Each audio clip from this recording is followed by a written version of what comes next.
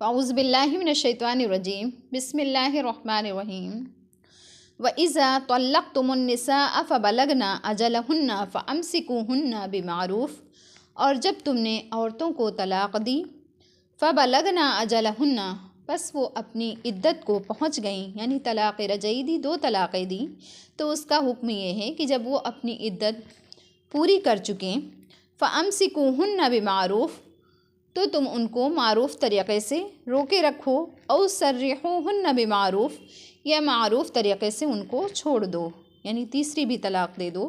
ولا تمسکوہن ضرارا لتعتدوا، اور تم ان کو تکلیف پہنچانے کے لیے روکے مت رکھو تاکہ تم ان پر زیادتی کر سکو۔ ومن یفعل ذلک فقد ظلم نفسہ، اور جو شخص ایسا کرے گا پس تحقیق کہ اس نے خود پر ظلم کیا۔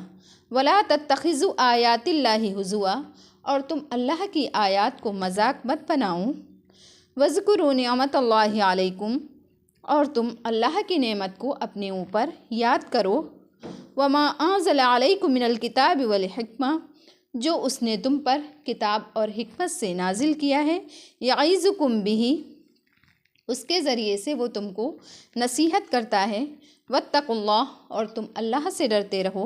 وَاعْلَمُوا أَنَّ اللَّهَ بِكُلِّ شَيْءٍ عَلِيمٌ، اور تم جان لو کہ اللہ تعالیٰ ہر چیز کو جاننے والا ہے۔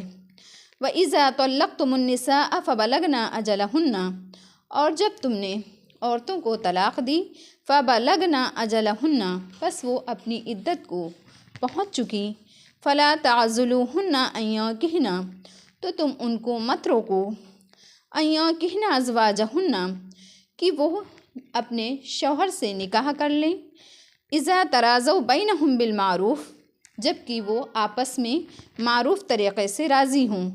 ذالک یوعظ بہ من کان منکم، یہ نصیحت کی جاتی ہے اس کو، من کان منکم، جو تم میں سے اللہ پر اور آخرت کے دن پر یقین رکھتا ہے، ایمان رکھتا ہے۔